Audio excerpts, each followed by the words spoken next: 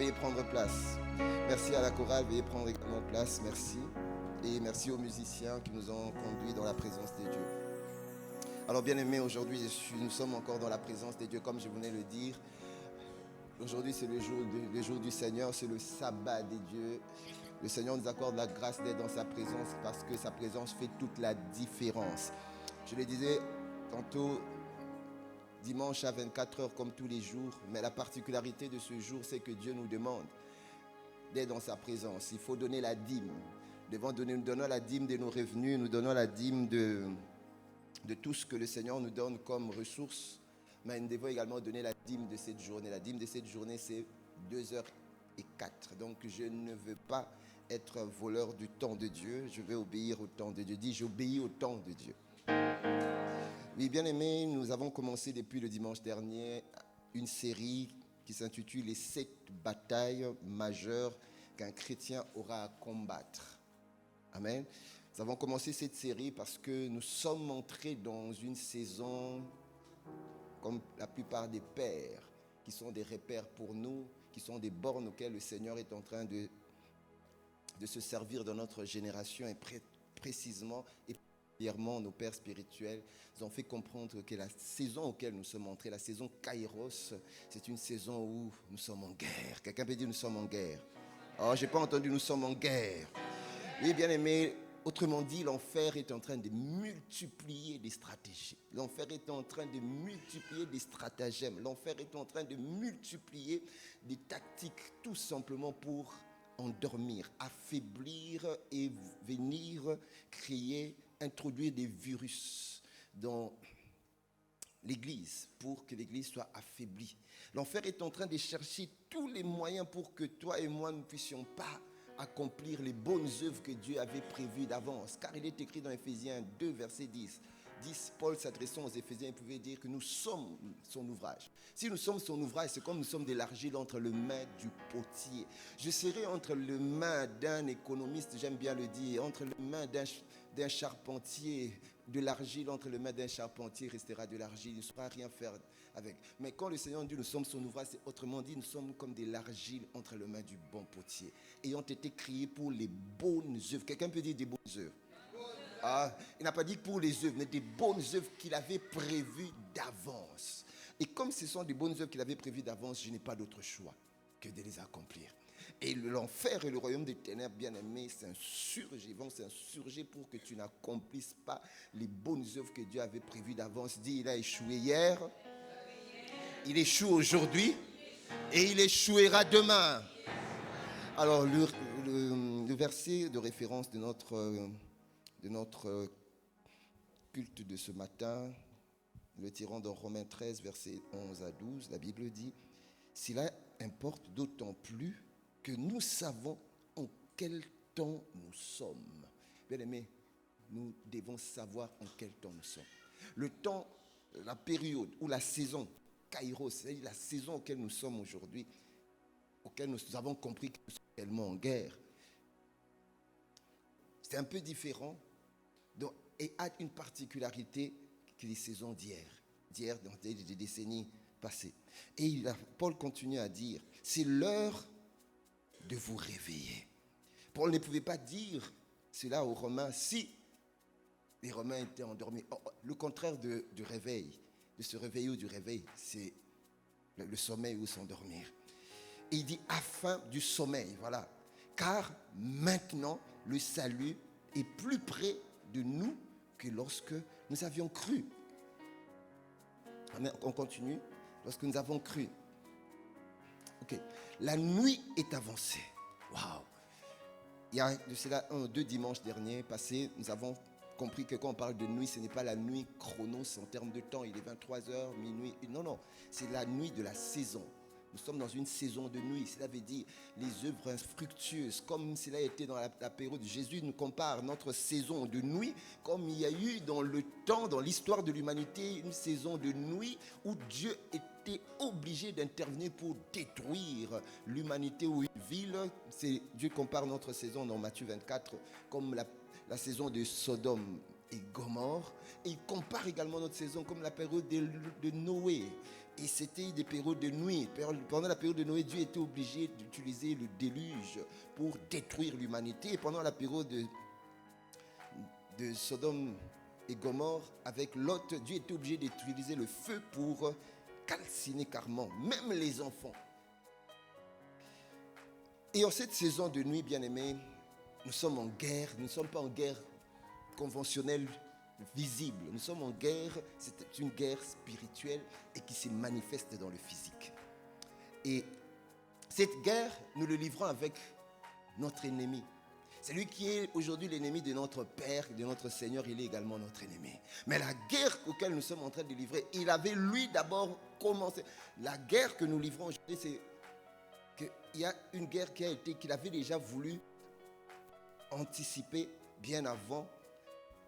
C'était quand il était Lucifer, il était un chérubin à côté du Seigneur. Il avait même pas voulu, il avait provoqué une rébellion. Et dans sa rébellion, il a pu emporter un tiers des anges. Écoutez ce que dit la Bible dans Ésaïe 14, versets 12 à 13. Te voilà tombé du ciel. Lorsqu'il a créé sa rébellion, Dieu ne pouvait pas s'opposer à lui parce que Lucifer était une créature. Dieu a juste envoyé un autre archange qui s'appelle Michael, et c'est Michael qui l'a chassé du ciel. Et c'est ainsi qu'il est tombé, astre brillant, fils de l'aurore. Tu es abattu à terre, toi, le vainqueur des nations. Tu disais en ton cœur, je monterai au ciel, j'élèverai mon trône au-dessus des étoiles des dieux. Alors, vous savez, ici, je bénis Dieu. Parce que la compréhension qu'on avait de Lucifer à l'époque, avec toute la gloire que Dieu lui avait donnée, il dirigeait la louange au ciel, et puis il était comme un peu le premier ministre au ciel. Mais c'est ce point ici, je crois que l'apôtre Mohamed Sanogo avait relevé cela, ça a attiré finalement mon attention.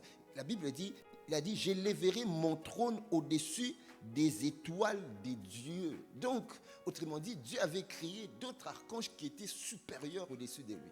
Donc il a voulu élever son trône au-dessus, mais en même temps vouloir être à la place des dieux. Et puis il a dit, écoutez, maintenant je m'assiérai sur la montagne de l'assemblée à l'extrémité du septentrion. La guerre, il a commencé cette guerre bien avant.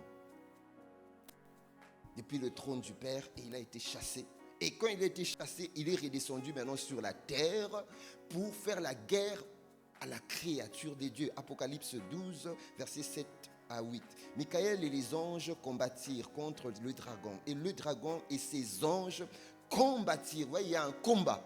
Combattirent, mais ils ne furent pas les plus forts. Quelqu'un peut dire pas le plus fort. Bien-aimés, ils n'ont pas pu être plus forts au ciel contre Michael et les anges de Dieu. Ils ne pourront pas être plus forts à toi et à moi, tout simplement parce que c'est lui qui est plus fort que celui qui est en lui. Ah, est-ce que tu peux acclamer le Seigneur? Parce qu'il t'a donné du pouvoir d'être plus fort que Satan et ses anges. Oui. Mais quand il est descendu sur la terre, il est descendu avec une rage. Il est descendu avec une forte colère. C'est ainsi que dans Apocalypse 12, verset 12, on a l'habitude, je crois, de lire ce verset. La Bible dit, c'est pourquoi réjouissez-vous cieux et vous qui habitez les cieux. Malheur à la terre et à la mer.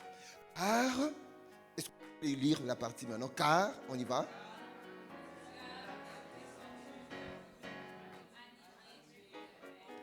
Animé d'une petite colère, c'est ça? Animé d'une faible colère. Voilà, animé d'une grande colère. Mais pourquoi il est animé d'une grande colère? Car il a peu de temps. Vous comprenez? Il a peu de temps. Et lorsqu'on parle d'il a peu de temps, en réalité, c'est que sa domination, cela veut dire sa domination est temporaire. C'est qu'on est en train de voir. Le pouvoir que Dieu lui avait donné, il est descendu avec. Dieu ne lui a pas retiré ça. Et ça a été corrompu maintenant dans le mal. Voilà pourquoi il fait du mal aux humains.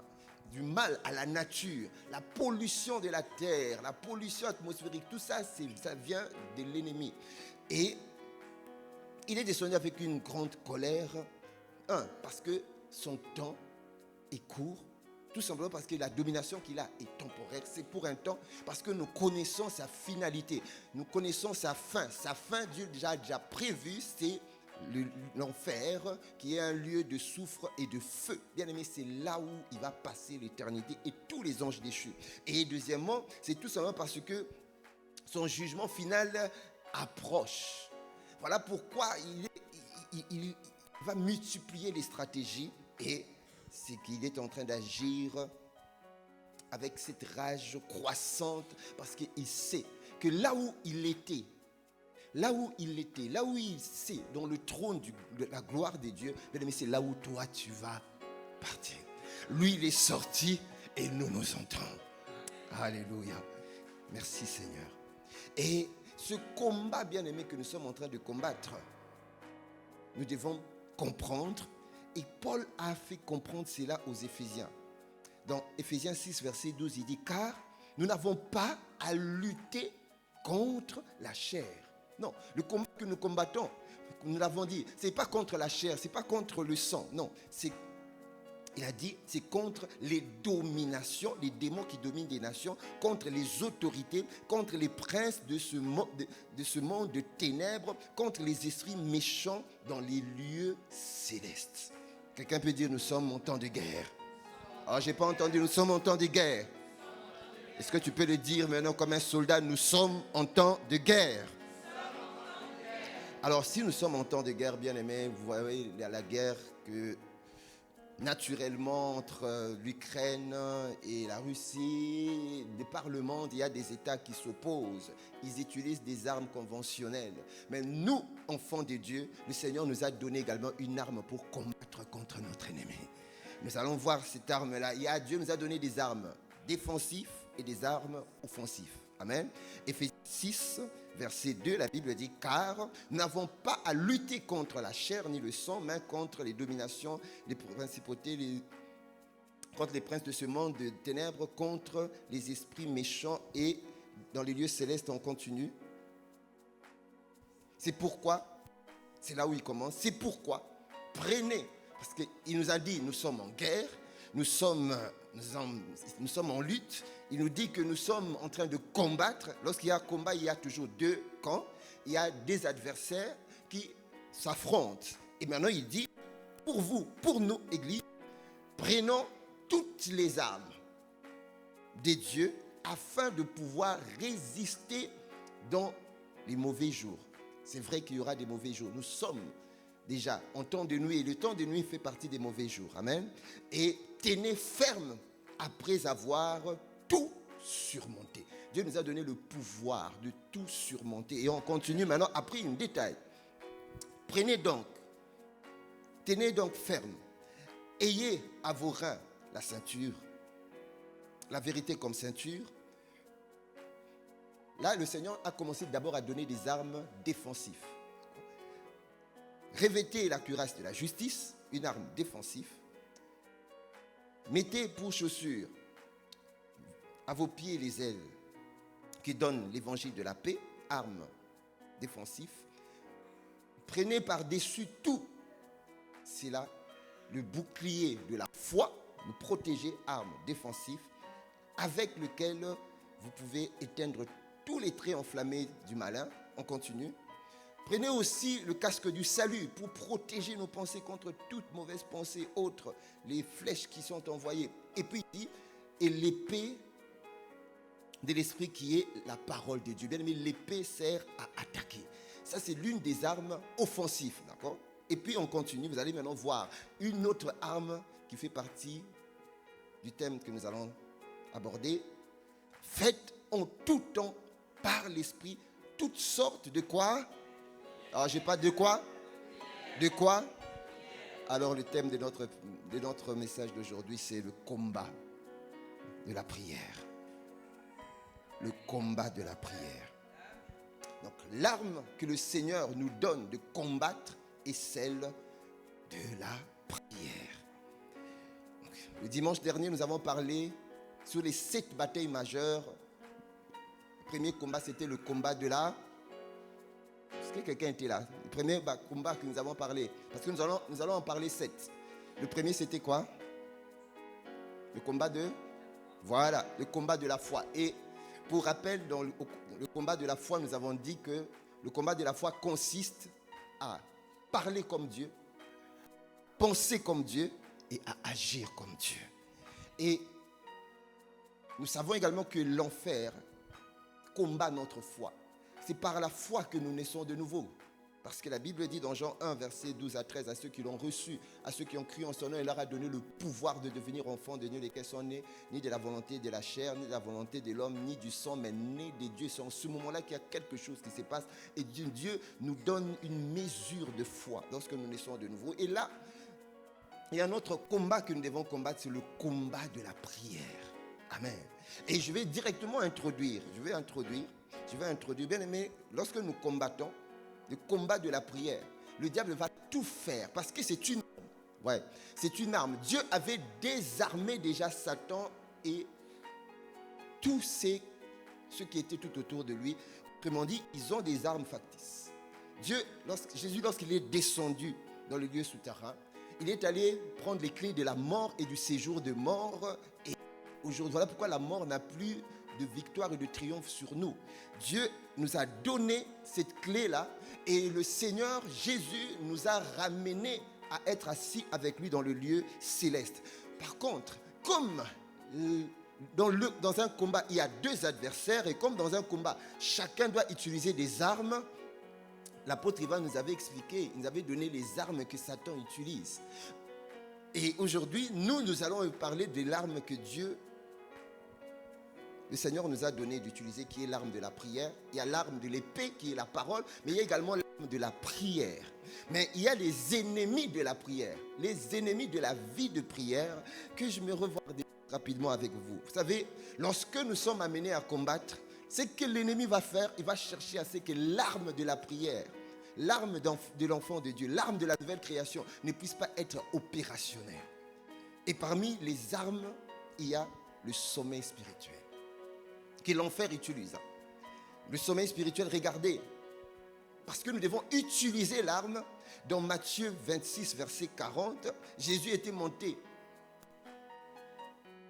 à Gethsémane pour prier avec ses trois disciples, Jean, Jacques et Pierre. Mais dans Matthieu 26, verset 40, vous verrez, la Bible dit, et il vint. Jésus était en train de prier, il s'était un peu éloigné, il était en train de prier. Et quand il est revenu vers les disciples, il dit, et il vint vers ses disciples qu'il trouva endormis. Et il dit à Pierre, n'avez-vous pas donc pu veiller 1 heure avec moi, ne serait-ce qu'1 heure? Donc, c'est que l'enfer va essayer de faire, va toujours faire par rapport à l'arme que Dieu nous a donnée, il y a le sommeil. Et je comprends, parce que je médite la parole, que le Seigneur dira à Zorobabel, le roi de Juda, dans Ag 1, verset 14, la Bible dit, et l'Éternel dit, réveille-toi. Et l'Éternel dit à Zorobabel et à Josué, réveille-toi. Dieu les a demandé de se réveiller parce qu'ils avaient tendance à dormir. Voilà. Et l'Éternel réveilla l'esprit de Zorobabel et de Josué, fils de Chatiel, gouverneur de Juda, et l'esprit de Josué, fils de Josadak, le souverain sacrificateur, et l'esprit de tout le reste du peuple. Donc, et le peuple et le roi, tous avaient tendance à dormir, à être assoupis. Pourquoi? Parce que le diable savait que c'est une des armes pour anesthésier, pour affaiblir l'arme de la prière. Et il s'est mis à l'œuvre de la maison de l'Éternel. Parce que la volonté de Dieu, c'était que tous se mettent à l'œuvre de la maison. Deuxième exemple concernant le sommeil spirituel, vous verrez l'histoire de Étichus pour les lecteurs de la Bible. La Bible dit dans Acte 20, verset 9, Étichus était là comme vous êtes là, comme nous sommes là, en train de suivre la parole. Mais il y avait une fenêtre à côté. Étichus avait préféré, au lieu d'être assis là, il avait préféré être assis sur la fenêtre. Alors on ne savait pas ce qui s'est passé dehors. Est-ce qu'il était en train de voir quelque chose? Est-ce qu'il y avait des activités dehors? Mais Étichus était en train de suivre l'enseignement et en même temps il regardait dehors. Mais lorsque vous lisez, la Bible dit, or, un jeune homme nommé Étichus qui était assis sur la fenêtre. On ne peut pas suivre l'enseignement en étant sur la fenêtre. Et même si, il était vrai au bon endroit, mais il était mal positionné. Quelqu'un dit, aïe, aïe, aïe. endormi, voyez, profondément pendant le long discours de Paul. Paul avait organisé un camp, long discours, entraîné par le sommeil. Il tomba au 3e étage en bas et il fut relevé mort. Vous savez, ça c'est une arme que le malin utilise. La deuxième chose, deuxième arme, ce sont des raisons et des raisonnements. Il y a 4 raisons que la plupart d'entre nous, on a l'habitude d'entendre, qui affaiblit l'arme de la prière. Vous entendrez? Je suis trop occupé. Je suis trop occupé. Ça, c'est l'activisme qui prend la place de la prière. Luc 10, versets 40 à 42. Si la com peut nous mettre ce verset. Deuxième raison, c'est que je suis trop fatigué.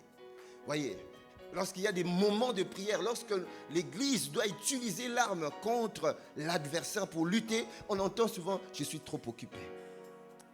Et Marthe, dans Luc 10, 40, occupé, vous voyez, il était tellement occupé à divers soins domestiques, survint et dit « Seigneur, cela n'était fait-il rien que ma sœur me laisse seule pour servir.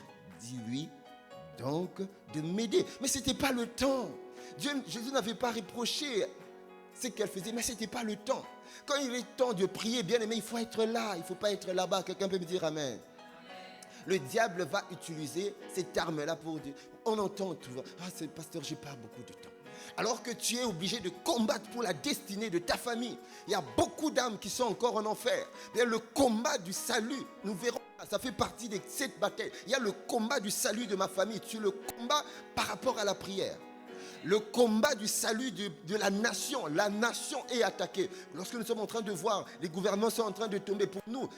Naturellement, factuellement, c'est normal. Bien aimé, il y a quelque chose qui s'orchestre dans le monde spirituel. Et dans le monde spirituel, bien aimé, nos gouvernants, comme ils ne sont pas spirituels, ils trouvent naturel. Or, la Bible dit dans Hébreu 11, verset 3, que les choses et les mondes visibles tirent leur origine des choses et des mondes invisibles. Lorsqu'on voit le désordre qu'il y a là à la télé, lorsque nous regardons nos chaînes Break News, bien aimé, ça commence d'abord dans le spirituel, mais il faut qu'il y ait des personnes, selon qu'il est écrit dans Ésaïe 62, verset 6, j'ai mis sur les murs de Jérusalem des gardes. Et ils ne se tairont ni de jour, ni de nuit. Ne pas se taire, bien aimé, c'est dans la prière. Nous avons la responsabilité. Dis-je, nous avons la responsabilité. Autre raison, c'est que je suis trop fatigué. Le malin sait comment affaiblir ta vie de prière. Voilà pourquoi il faut combattre la fatigue. La chair prend souvent le dessus sur l'esprit. Matthieu 26, versets 40 à 41. La Bible dit, et il vint vers les disciples. Il les trouva endormis. Et il dit à Pierre, vous n'avez pas pu veiller ne serait-ce qu'une heure. Les disciples étaient fatigués. Une heure, juste dans la présence de Dieu. Ils étaient fatigués. Autre chose que nous entendons, la fatigue, à part la fatigue, mais je ne vois pas de résultat. Pasteur, je ne vois pas de résultat. J'ai prié, je ne vois pas de résultat. Alors nous sommes comme ces magiciens qui a planté juste sa sémence et paf, il faut que l'arbre pousse. 2 jours après, paf, il faut qu'il y ait des fruits. 3 jours après, paf, il faut que ces fruits puissent mûrir. 4e, paf, il faut que je puisse manger les fruits. Alors que le Dieu qui a créé Adam par pape, il s'est repenti, il a dit non, je vais commencer tout doucement. D'abord la sémence doit entrer dans le fœtus, dans l'ovule. Et puis il y a le fœtus. Et puis le bébé grandit pendant 9 mois. Et puis même pas que le bébé qui sort peut directement courir, parce que si tu mets au monde un enfant, dès sa sortie commence à courir, tout le monde va fuir. On va dire non, il n'y a pas. Il y a toujours un processus, le Dieu du processus. Que des raisons. Je suis trop fatigué. Il y a d'autres raisons. C'est que je ne vois pas de résultat. Le découragement. D'autres raisons. Je n'ai pas beaucoup de temps. Je n'ai pas beaucoup de temps. Manque de priorité. Et là, nous pouvons le lire dans Matthieu, dans Ecclésiaste 3, verset 1. La Bible dit il y a un temps pour toutes choses. Il y a un temps pour prier. Bien, il y a un temps pour prier. Il y a un temps pour combattre. Et l'autre raison, la dernière raison que nous entendons souvent, c'est les soucis du siècle présent. Que de problèmes. Luc 8, verset 14. Des problèmes quotidiens, professionnels, financiers, familiales. Que des problèmes. Pasteur, je n'ai pas le temps de prier. Parce que j'ai tellement de problèmes. Tellement de problèmes. L'ennemi en même temps, il est en train de dire, waouh, elle a une arme. Elle a une arme qui peut faire du mal à mon royaume. Mais parce que elle est tellement préoccupée par les soucis du siècle présent, elle pose son arme et puis elle s'inquiète. Alléluia. Luc 8, verset 14, la Bible dit, et ce qui est tombé, c'était la sémence, la parabole du semeur. Ce qui est tombé parmi les épines, c'est ceux qui, ayant entendu la parole, s'en vont et laissent étouffer par les soucis, les richesses, le plaisir de la vie, et ils ne portent point de fruits qui viennent à maturité. Seigneur, accorde-nous la grâce. Et comment est-ce que Paul nous demande de résoudre ce problème des raisons? Tout ça sont des raisons. C'est maintenant dans 2 Corinthiens 10, versets 5 à 6. Vous verrez que Paul recourt à l'arme de Dieu. Et dans 2 Corinthiens 10, versets 5 à 6, c'est là où la Bible dit, il dit, nous renversons. Quelqu'un me dit, nous renversons. Oui, nous renversons les auteurs et les raisonnements qui s'élèvent prétentieusement contre la connaissance de Dieu et nous ramenons toute pensée prisonnière et captive à l'obéissance de Christ. Il faut entrer dans le combat contre ces choses. Mais pourquoi parler du combat de la prière? Bien aimé, parce que nous avons la raison dans Colossiens 4, verset 12. Je crois que c'est un verset que nous connaissons, mais moi, c'est plus précisément la partie raison. D'accord? La Bible dit, c'est Épaphras. C'était un intercesseur, un homme de prière, une vie de prière. Nous parlons du combat de la prière. Épaphras, qui est avec vous salue, serviteur de Jésus, ne cesse de combattre pour vous dans ses prières. Ne cesse de combattre. Pourquoi? Afin que parfait et pleinement persuadé, vous persistez dans une entière soumission à quoi? À la volonté de Dieu. Vous savez, j'aime bien dire, et ça l'Esprit m'avait fait comprendre ça. Moïse, lorsqu'il est monté au mont Sinaï, dans la bibliothèque du ciel, parce qu'au ciel il y a une bibliothèque, au ciel il y a une clinique, au ciel il y a des hôpitaux. Lorsque j'ai des problèmes sur terre, là où la médecine est fatiguée, je monte dans l'assemblée de Dieu et je recours à la Cour suprême pour que je puisse avoir ce que le monde n'a pas pu me donner, ce que le monde n'a pas pu résoudre, et je recours là-bas. C'est là où vous verrez que quelqu'un qui a été diagnostiqué que non, son poumon a été totalement détruit et que par le surnaturel, pouf, tout revient normal. C'est qu'il y a eu un transfert de greffe. La main de la foi était allée chercher dans l'hôpital du ciel, il est venu greffer. Il en est de même, Moïse est monté au mont Sinaï, il a laissé le peuple dans la vallée. En montant au mont Sinaï, Dieu est allé prendre la table des 10 commandements dans la bibliothèque céleste et il a ramené dans le monde physique et il lui a donné. Moïse n'avait jamais écrit ça de sa main parce que c'était tombé entre ses mains. Il n'y avait pas 9 commandements, il n'y avait pas 12 commandements, il y avait 10 commandements. C'est tel que cela était au ciel, cela s'est manifesté sur la terre. Alors bien aimé, le combat que nous sommes en train de combattre, cela nécessite c'est que les victoires que Dieu t'a déjà données au ciel, cela doit être conforme sur la terre. Amen. Alléluia. Si tu peux acclamer, acclame-le bien. Acclame bien. Tu acclames la parole.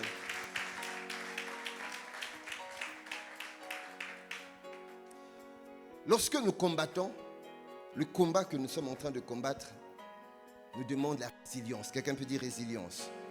Ça demande la résilience. Ça demande d'être tenace. Ça demande de ne pas lâcher parce que le diable est têtu. Et il est têtu, il était hier, il est aujourd'hui, il sera toujours têtu. Il va tout faire. La Bible dit, il rôde. Déjà lui-même n'est pas omniprésent, mais il a des démons et puis il y a une structure bien arrangée, les principautés, les dominations, toutes types de démons qu'il a ordonnés pour aller en guerre contre les enfants de Dieu. Pourquoi? Parce qu'il sait qu'il ne veut pas passer l'éternité seul en enfer. Il ne veut pas passer l'éternité seul en enfer. Voilà pourquoi il séduit un maximum d'âmes. Est-ce que tu peux envoyer un message à l'enfer, au royaume des ténèbres, et dire non, tu ne mourras pas. Tu passeras l'éternité toi-même là-bas. Parce que c'est ton choix. Alors, je n'ai pas entendu. Alléluia. Alors, comment faire pour remporter cette bataille? Parce que la bataille de la prière est une véritable bataille, parce que la prière est une arme que le Seigneur nous a donnée. Premier point, c'est que c'est prier. Il faut apprendre à prier avec ferveur, zèle et enthousiasme. Lorsque je prie, parce que je sais qu'il y a des ennemis de la prière, moi je dois tout faire. Ça doit venir de moi. C'est un combat bien, mais personne ne le fera à ta place. Jésus a déjà remporté la grande victoire. Il est assis au-dessus de toute domination, principauté.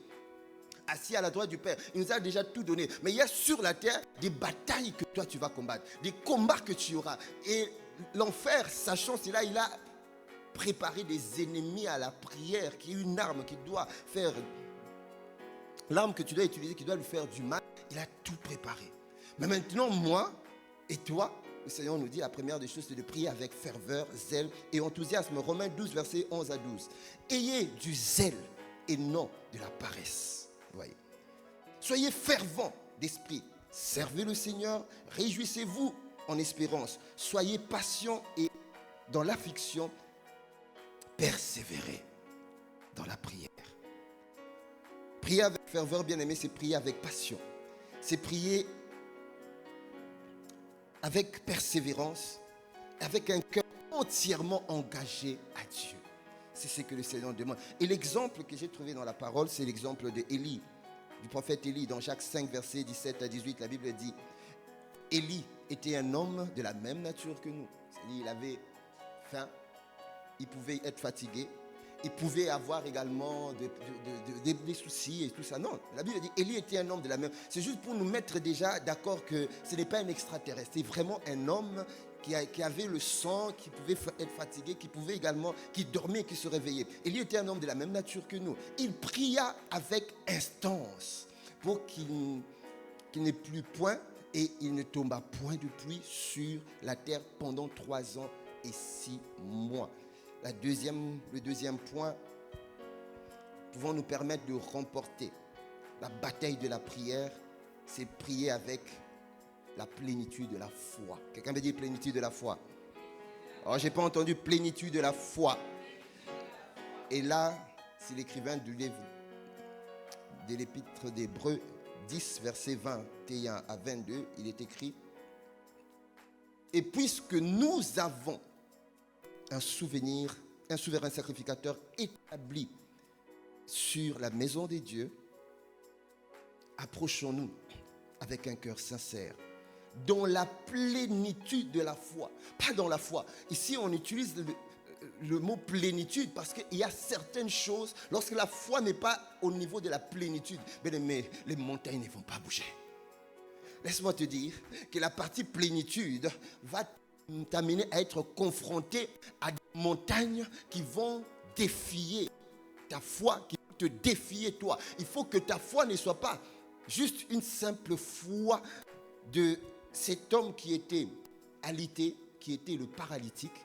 Il avait la foi, il croyait en Jésus, sauf que sa foi ne pouvait pas le tenir debout.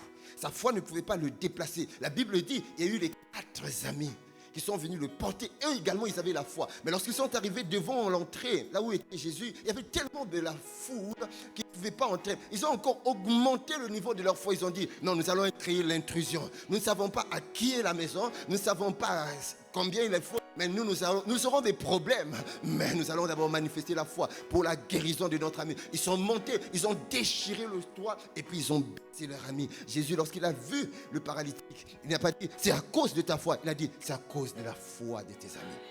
La plénitude de la foi. Le cœur purifié d'une mauvaise conscience et le corps lavé d'une eau pure. Et là, l'exemple que j'ai, c'est l'exemple de la femme à perte de sang. La femme à perte de sang dans Matthieu 5, versets 27 à 28. Rapidement, on voit que cette femme avait la foi, mais elle avait poussé un peu le curseur de la foi un peu plus loin. La Bible dit, ayant entendu parler de Jésus, elle vint dans la foule par derrière et toucha son vêtement. Car elle disait, si je puis seulement toucher ses vêtements, je serai guéri. Alors, bien aimé, je retourne un peu à l'arrière. Lorsque j'étais en train de lire ce verset, je suis allé voir dans le rétroviseur qui m'a ramené un peu plus en arrière. Peut-être la plupart d'entre vous, vous n'étiez pas là. Je ne sais même pas si vous pouvez retrouver cet enseignement-là sur les réseaux. Une fois l'apôtre Ivan était en train de nous expliquer. Alors, il nous a amené en 3D. Quelqu'un peut dire 3D? Je n'ai pas entendu en 3D. En 3D, cela dit, tu sors un peu des circonstances seulement, de là où l'écriture, ce qui est écrit. Mais tu commences à regarder un peu les contours. Dans les contours, cette femme, elle avait entendu parler de Jésus. Un. De deux, il a vu ce que Jésus avait fait comme miracle. Et il a observé toutes les personnes qui ont été guéries par Jésus. Ils ont été guéris définitivement. Et trois, ils ont regardé, ils ont dit, mais non, mais le gars ne fait pas de favoritisme. Il ne guérit pas seulement les hommes, il ne guérit pas seulement les femmes, il ne guérit pas seulement les enfants, il guérit toute personne qui était sur son couloir et qui pouvait être guérie. Et de quatre, il a dit non. Et il est en train de faire cela. Il ne demande rien, c'est par amour. Alors, il a dit, si tel est le cas, moi aussi je vais oser. Mais oser, il avait une barrière qui était la foule. Elle était impure. Normalement, en Israël, dans son été, elle ne pouvait pas fréquenter la foule. Donc, c'est là la plénitude de sa foi l'a fait percer là où il ne pouvait pas percer. La plénitude de sa foi l'a amené à pouvoir faire une intrusion de l'interdit pour toucher le réel qui était sa guérison. Seigneur, accorde-nous la grâce. Que Dieu nous amène à la plénitude de la foi. Vous savez, lorsqu'on parle de la foi, il y a deux composantes que nous devons avoir et que nous devons chercher, que nous devons être en quête. C'est la grande foi et la foi forte. La grande foi, c'est la foi qu'avait le centenier romain.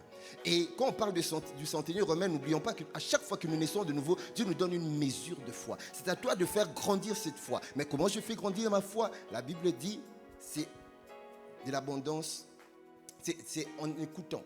La foi vient de ce qu'on entend. Voilà, plus j'entends la parole, plus je médite la parole, plus je lis la parole, plus j'écoute la parole, plus je mets en pratique la parole. Bien aimé, la mesure de la foi. Quand on parle de la parole, il y a la Bible, également tous les enseignements ou bien des livres qui m'amènent, qui me parlent, qui booste ma foi. Bien aimé, c'est par là que la foi grandit. Alors il y a deux types de foi. Il y a la foi grande et dans la foi grande, il y a le centenier romain. Cet homme était romain. Il n'était pas judaïque. Il ne connaissait pas la Torah. Peut-être il a entendu parler. Il voyait comment les Juifs avaient l'habitude de se comporter, de lire la Torah. Vous savez, ils ont l'habitude de lire les 5 livres de Pentateuque, les 5 premiers livres. Et sauf que ça également, nous devons l'intérioriser.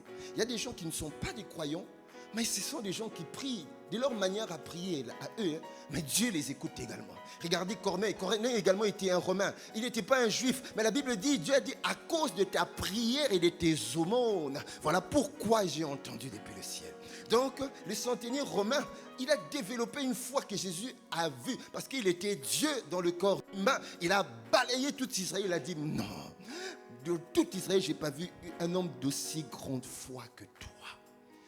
Alors il faut cultiver la foi. Nous devons avoir une foi grande, mais également une foi forte, comme Abraham dans Romains 4, la Bible dit, il ne douta pas par incrédulité ce qui concerne les promesses de Dieu, mais fortifié par la foi, il donna gloire à Dieu, ayant la ferme conviction, ce que Dieu a promis, il accomplira. Oh Seigneur, merci. Troisième point, c'est que c'est prier avec un cœur sincère et pur. Nous l'avons lu dans Hébreux 10, verset 12, et je reprends encore ce verset, je ne vais pas aller loin. Approchons-nous avec un cœur pur, un cœur sincère, plein de foi, les cœurs purifiés d'une mauvaise conscience et le corps lavé d'une eau pure. Lorsque nous parlons de cœur sincère, c'est tout simplement, c'est venir devant Dieu vrai, dans l'humilité, transparent, être transparent et sans masque ni faux semblant. C'est ce qui veut dire prier avec un cœur pur. Et là, la parole que l'Esprit m'a donnée de partager avec nous, c'est l'exemple du publicain au temple. Dans Luc 18, versets 13 à 14, la Bible dit le publicain, se tenant à distance, n'osait même pas lever les yeux au ciel, mais il se frappait la poitrine en disant, ô Dieu, sois apaisé envers moi. Je suis un pécheur. Je vous le dis, c'est lui qui descendit dans sa maison justifié plutôt que l'autre, car quiconque s'élève sera abaissé et celui qui s'abaisse sera élevé. Que Dieu nous accorde la grâce d'avoir un cœur sincère. Que Dieu nous accorde la grâce d'avoir un cœur pur. Bien aimé, parce que dans l'arme de la prière, lorsque le cœur n'est pas pur, l'arme ne pourra pas être opérationnelle à 100%. Et lorsque nous parlons du cœur, nous devons être comme David, exposer toujours nos cœurs à Dieu. La Bible dit dans Psaume 139, verset, je crois, 21 ou 22, la Bible dit, et c'est le psalmiste qui pouvait dire ça, « Sonde-moi, ô Dieu, connais mon cœur. Éprouve-moi, connais mes pensées, vois. Si je ne suis pas sur la bonne voie, ramène-moi sur la voie de l'éternité. » Et lorsque nous, pour ceux qui ont eu la possibilité de télécharger l'application X, Impact X, nous comprenons que le Père de la maison met un accent sur le cœur, parce que c'est le cœur qui est le qualificatif de toute personne, pas seulement enfin de toute personne pour arriver au sommet. C'est lui qui était dans la bergerie, c'est lui qui était un rien, c'est lui qui n'avait pas un background académique élevé. À cause de son cœur, selon qu'il est écrit dans Acte 13, verset 22, j'ai rejeté Saül, j'ai choisi David, fils d'Isaïe, mon serviteur, l'homme selon mon cœur qui accomplira toutes mes volontés. L'homme selon mon cœur. Et c'est du cœur que Dieu qualifie. Et parce que Dieu qualifie du cœur, le cœur en question peut être également un instrument pour stopper l'efficacité de l'arme de la prière. Et le quatrième point, c'est prier surtout par l'esprit. 1 Corinthiens 14, verset 15, la Bible dit, que faire donc? Je prierai par l'esprit, et je prierai aussi avec intelligence. Je chanterai par l'esprit, et je chanterai aussi avec intelligence. Prier par l'esprit, bien-aimé, c'est juste laisser le Saint-Esprit prendre le contrôle, l'inspiration, les commandes de ta prière.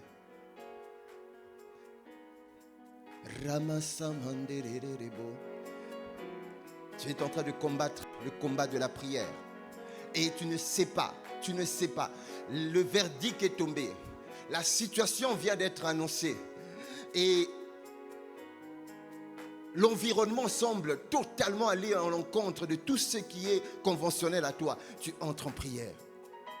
Mais là, tu sors du naturel, parce que je sais que Hébreux 11, verset 3, la Bible dit, des choses et des mondes visibles tirent leur origine des choses et du monde invisible. C'est que je ne comprends pas dans le monde physique, je comprends qu'elle tire son origine dans le monde invisible. Si ça tire son origine dans le monde invisible, alors c'est que moi également je suis un surnaturel. Je dois monter dans le monde invisible. Je monte comment? Je monte en esprit. Indarazuma la kandere riaba zoma tuzakanda balika meliza malikanda baroduba tikezi mendaba ubinda balomanda ba rabanda Rabbin. Bien-aimé, tu pries en esprit, tu chantes en esprit, tu intercèdes en esprit, tu combats en esprit. Bien-aimé, c'est le meilleur que l'enfer ne peut arrêter. Quand tu combats par l'arme de la prière en esprit. 5e point et le dernier, c'est prier toutes sortes de prières. Et là, Ephésiens 6, que tout le monde doit connaître. Il y a des versets que tu dois connaître. On parle des armes de Dieu. Tu es un enfant de Dieu. Nous sommes des soldats de Christ. Nous avons plusieurs statuts. Ça, on nous avait enseigné par l'apôtre Ivan et par la grâce de Dieu, nous avons été enseignés là. Nous avons plusieurs statuts. J'ai le statut d'enfant de Dieu. J'ai le statut de fils de Dieu. J'ai le statut de serviteur. J'ai le statut de soldat de Christ pour combattre. J'ai le statut d'édifice, j'ai le statut d'épouse. Oh, j'aime bien. Faites en tout temps par l'Esprit. Toutes sortes de prières et de supplications. Veillez à cela avec une entière persévérance et priez pour tous les saints. Lorsqu'on parle de prier toutes sortes de prières, bien-aimés, ce sont des prières de supplication, des prières d'adoration, des prières d'intercession. Ce sont des prières de pétition. Ce sont des prières d'accord. Et ça, tu en as besoin, bien-aimé. Nous en avons besoin. Il faut.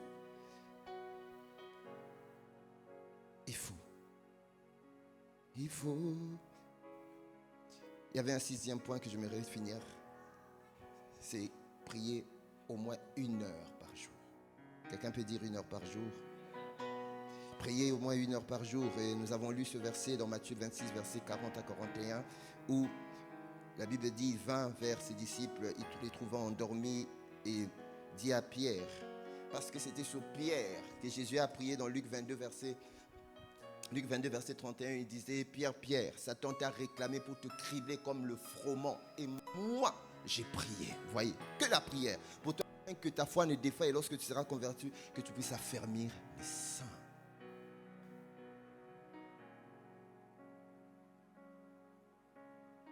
Prier 1 heure, c'est un minimum. Ça exprime tout simplement la notion de la persévérance. Ça exprime la notion de l'endurance. Ça exprime la notion de l'insistance, de la longévité. Déjà 1 heure, déjà. Mais il faut qu'on aille plus loin. Vous savez, lorsque je suis en intimité avec quelqu'un, j'aimerais passer du temps avec lui. Si la personne, entre le fait que je sois reçu par le chef de l'État, 15 minutes, j'aurais aimé, chef d'État, que je reste avec toi même 2 heures en train de parler. Parce que plus je reste avec toi, plus tu me révèles des choses, plus tu me dis des choses, plus tu m'apprends des choses, plus tu me communiques des choses, plus tu me transmets des choses. Jésus a reproché à ses disciples qu'ils n'ont pas pu tenir ne serait-ce qu'1 heure. Qu'en est-il de ma vie et de ta vie de prière? Bien-aimés, les vendredis, nous avons reçu, nous vous le dirons, de pouvoir passer des veillées de prière, 7 veillées successives de prière pour être des crieurs. Nous avons dit c'est la veillée des crieurs. Quelqu'un veut des crieurs? La veillée des crieurs, parce que nous avons la responsabilité, bien-aimés. Dieu nous dit, le Seigneur nous a dit que nous sommes des gardiens. Dieu ne peut pas s'adresser aux croyants pour parler de la nuit. Dieu ne s'est pas adressé aux simples chrétien pour parler de la nuit. Mais il a parlé des sentinelles. Il a dit, sentinelle, sentinelle, que dis-tu de la nuit? Ce sont des intercesseurs. Ceux qui entrent dans le conseil de Dieu. Ceux qui savent utiliser l'arme de la prière. Comme l'apôtre Yves dit, la technologie de la prière. Ceux qui savent qu'ils sont des dieux, qui peuvent entrer dans le conseil de Dieu pour plaider. Ceux qui sont des juges, qui prennent les dossiers qui sont sur la terre et qui les ramènent devant le juste juge, qui présente le dossier. Mais est-ce que tu peux présenter les dossiers de la nation France? J'étais en train de discuter avec quelqu'un. J'ai dit oui, nous regardons la télé. Nous regardons, ah oui, il y a eu des casses. Ah oui, il y aura le 18. Oui, le 18 septembre. Les syndicats, ils ont leurs droits. Mais ok, la nature nous présente cela. Mais qu'est-ce que la nouvelle création? Est-ce que le soldat fait? La Bible dit dans Habakkuk 2, verset 21, j'étais à mon poste. Bien aimé, mon poste ne sera pas devant les écrans, mon poste sera dans la présence de Dieu. Par rapport à cette situation, parce que le bonheur de la nation dépend de moi. Lorsque économiquement et financièrement, on dit que la France a perdu la notation financière A+, cela veut dire que les financiers auront du mal à pouvoir financer même la dette de la France. Cela a un impact sur les crédits. Cela a un impact sur notre quotidien. Mais qu'est-ce que moi, soldat de Christ, je fais? Je ne vais pas regarder les choses. Moi, je vais entrer dans le monde spirituel. Parce que le désordre qu'il y a sur la terre, j'ai compris qu'il a d'abord été conçu dans le monde spirituel, car Hébreux 11.3 me dit des choses et le monde visible tirent leur origine. Donc, si ce désordre est dans le physique, si ça a tiré leur origine dans l'invisible, et moi je suis un catalyseur pour aller dans le monde invisible et c'est changer les choses afin que cela se manifeste dans le physique. Oh Seigneur, accorde-nous la grâce. Tu as ta responsabilité, bien-aimé. Je t'en supplie, nous avons la responsabilité. Ne laissons pas, nous ne subissons pas. Nous ne sommes pas là pour subir, mais nous sommes là pour faire le choix. Amen. Que Dieu nous accorde la grâce. La grâce Nous en avons besoin. Bien aimé, le combat spirituel n'est pas une option pour une sentinelle. C'est un appel. C'est une mission, une nécessité. Une nécessité. Là où la prière affaiblit, le péché gagne le terrain. Là où la prière affaiblit, le péché gagne le terrain. Combattre par la prière, c'est refuser, bien-aimé, de se taire à la pression. C'est refuser de se taire au découragement. C'est refuser de se taire et de s'accrocher à des promesses du monde, mais de regarder à Dieu et être à son poste. Je vais finir par ce verset. Voilà pourquoi beaucoup pouvaient dire, j'étais à mon poste et j'étais à mon poste et je montais sur la tour. Tu dois être à ton poste lorsque nous sommes en train d'intercéder pour la nation. Lorsque nous sommes en train de prier, tu dois être à ton poste. Et il a dit, j'étais à mon poste, j'étais sur la tour et je veillais. Alors il y a deux types de prières que tu dois cultiver. Il y a la prière intime, personnelle, parce que tu es épouse. En ce moment-là, il faut te voir dans la statue d'épouse. D'accord? Il y a la partie prière personnelle, intime, parce que nous l'avons dit le dimanche dernier, qu'il y a certaines situations qui sont des Jacob, ne changeront pas à devenir des Israël lorsque tu es dans la prière corporative. Ces situations-là vont changer lorsque tu es one-to-one avec l'époux. Comme Jacob, son nom n'a pas changé en Israël lorsqu'il était dans la foule en train de prier. C'était en intimité. C'était en intimité. Donc tu dois développer la prière personnelle, intime avec l'époux. Mais également, il y a des moments où, il y a des situations où des géants sont sur une situation que tu ne comprends pas, de ta vie, de ta famille, de ta société, comme ces géants qui sont sur la nation française, de désordre, des casses. Bien aimé, ce sont des géants. Là, ça ne demande pas l'intimité personnelle, ça demande que nous soyons ensemble. Ça demande que nous intercédons ensemble. Parce que lorsque nous prions, bien aimés, nous sommes en même temps en train d'envoyer la sagesse à nos soldats, aux gendarmes, aux policiers, afin qu'ils puissent ramener l'ordre divin dans la société. Pierre, c'était un homme de prière. Quelqu'un me dit prière. Pierre était un homme de prière, les amis. Pierre, c'était sur lui, dont la Bible dit, je bâtirai mon église. La Bible dit également de Pierre, son ombre a guéri les malades. Il est parmi les disciples qui a marché sur les eaux. Pierre, c'était un disciple hors pair. Ce n'était pas n'importe qui. Par contre, lorsqu'il était en prison, rassurez-vous que Pierre priait. Pierre priait. Mais la Bible ne me dit pas que c'est la prière de Pierre qu'il est sorti en prison. Mais quelque part, quelqu'un me dit quelque part, comme les vendredis que nous aurons, la Bible dit l'église était en train de prier. La prière corporative. Rekatababa. Riba Sokotoma. Il y avait un frère qui était en train de faire les 4 prières. Il dit non, ils ont tué Jacques. Je n'étais pas en train de prier. Non, mon grand frère Pierre ne sera pas tué. Mais il ne disait pas par les paroles. Ils étaient en train de dire par la prière. Ils étaient en train de dire. L'un était en train de passer. L'autre, Rukatabaye. La Bible dit. Il y avait 2 scènes. Il y avait la scène où Pierre était. La Bible dit il dormait. Forcément, il a prié à genoux. Après, à ce moment fatigué, il s'est endormi en prison. Mais de l'autre côté, il n'y avait pas des gens qui dormaient, comme on vient de le voir. De l'autre côté, il n'y avait pas des gens qui étaient dans l'assoupissement. De l'autre côté, ils étaient déterminés, en train de prier. Rokata bababa, endobosaka, oh maman, Père, non, pas Pierre. Ils ont tué Jacques. Ils ne toucheront pas Pierre. Sur qui tu as dit, tu bâtiras ton église. Et katababa, ondobo rebeseke, mama, otokotababa. Mais l'église était en train de prier. L'église était en train de prier. On ne sait pas quand, mais tout à coup, il y a eu un tout à coup. Il y a eu un tout à coup. Il y a eu un tout à coup. Le ministère des anges est atterri. Le ministère des... Ils ont déclenché le ministère des anges. Mais est-ce que nous pouvons déclencher le ministère des anges par nos prières pour la nation, la France? Est-ce que tu peux déclencher le ministère des prières pour ta famille, pour la situation? Nous sommes arrivés à la fin. Est-ce qu'on peut se tenir debout?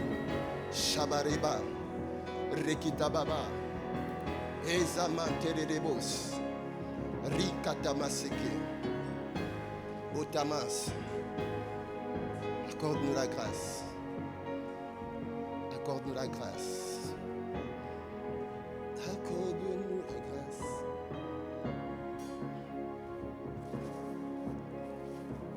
Seigneur, nous avons besoin de ta grâce ce matin. Alors que nous commençons un voyage où tu nous amènes à nous faire comprendre que nous sommes en guerre. La deuxième des choses que tu nous fais comprendre, que nous devons... Il y a des choses que Jésus a fait. Il a combattu. La Bible dit, il a dit tout est accompli. Il a vaincu le péché, l'enfer et la mort. Il est assis au-dessus de toute domination. Même quand il est assis, la Bible me dit qu'il est en train de prier par la prière d'intercession. Accorde-nous la grâce, nous t'en supplions. Nous avons parlé du combat de la foi, qui consiste à parler comme Dieu. Car la Bible dit, n'appelez pas conjuration ce que le monde appelle conjuration, ne craignez pas ceux qui craignent. Nous allons parler le langage des dieux. Il pensait, ayant des pensées, c'est de penser comme Dieu. La parole me dit dans le livre de Philippiens 4 que tout ce qui est vrai, que tout ce qui est juste, que tout ce qui est véridique, que tout ce qui est admirable, vertueux, digne des louanges, soit l'objet de vos pensées, mais agir comme Dieu. Dans Genèse 1, verset 3, la Bible dit, et Dieu dit que la lumière soit la lumière. Nous utilisons le pouvoir des paroles avec les armes conventionnelles du royaume des cieux. Mais ce matin, tu nous parles du combat de la prière. Seigneur, nous devons d'abord veiller sur tous les ennemis, les vautours ennemis que l'enfer met tout autour de nous. Ennemis de la prière. Mais en ce même temps, tu nous as donné des clés, les différents points, les 6 points qui peuvent nous permettre à ce que nous puissions remporter ce combat de la prière. Alors bien aimé, tu vas élever ta voix. Tu vas élever ta voix, tu vas dire, Seigneur, accorde-moi la grâce. Accorde-moi la grâce de pouvoir remporter le combat de la prière. Accorde-moi la grâce de remporter le combat de la prière. Accorde-moi la grâce de remporter le combat de la prière. Accorde-moi la grâce. Nous avons besoin de la grâce. La Bible dit, ce n'est pas à dire que nous soyons par nous-mêmes capables de faire quelque chose que ce soit, mais notre capacité à remporter la prière du combat vient de toi, vient de toi, vient de toi. Accorde-moi. Et Katabarebes, Roman Deredia, Oketoboskeba. Alléluia. Alléluia. Alors c'est vrai qu'on n'a pas beaucoup de minutes pour le premier culte, mais nous en aurons peut-être pour le deuxième culte pour ceux qui le pourront rester, parce que nous avons prévu aujourd'hui de prier, comme c'est la rentrée pour tous les entrepreneurs, prier pour tous ceux qui veulent entreprendre, des créateurs de richesses, des créateurs d'entreprises, des associations, tous ceux qui peuvent générer de l'entrée, prier pour eux. Nous allons tous élever juste nos mains, élevons nos mains, nous allons prier. Makataba rebresi katabanderebos. Remante keti abandorobosi ababababababa rokoto masamanderebi akoto mandababa. Seigneur, nous te remercions. Alors que c'est la rentrée, alors que l'Église est en train d'entrer dans des moments de guerre. Nous savons que même financièrement, le monde est en guerre. Nous voyons l'économie de la France est en berne. Mais nous n'allons pas laisser l'économie de la France en berne parce que ça affecte nos finances à nous. Ça affecte notre créativité. Ça affecte ce que nous sommes. Ça affecte la société où nous sommes. Mais nos finances à nous dépendent du royaume. Ça ne dépend pas de la terre parce que nous sommes citoyens du royaume. Alors nous prions.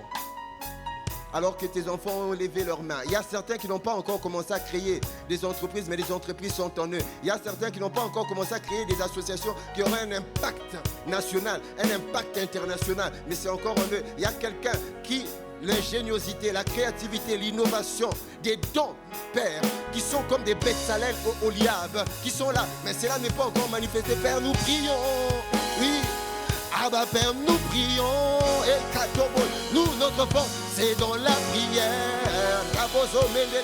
C'est dans la prière. Nous recommandons, Père, l'Église, tes enfants, merci, nous attirons Nous attirons des créateurs de richesses. Nous attirons des entrepreneurs, des chefs d'entreprise dans la ville et dans la zone. Ils doivent affluer dans la maison de Dieu parce que ce que tu leur as donné, c'est pour faire avancer le royaume pour tes enfants. Père, nous déclarons et décrétons, Père, la créativité, l'innovation, l'ingéniosité, comme tu as donné à Bethsaël et Oliab. Nous bénissons les entreprises qui sont déjà. Merci pour les contrats, merci pour la connexion divine, merci pour des bons associés. Éloigne, Seigneur, les entreprises de tes enfants ne tomberont pas en crise. Dans le nom de Jésus le Christ, nous voyons, Père, être des véritables créateurs de richesses, des riches pour Dieu, pour être une bénédiction pour le royaume de Dieu, dans le nom de Jésus. Amen. Amen, amen, amen. Amen, amen, amen, amen. Amen, amen, amen, amen, amen.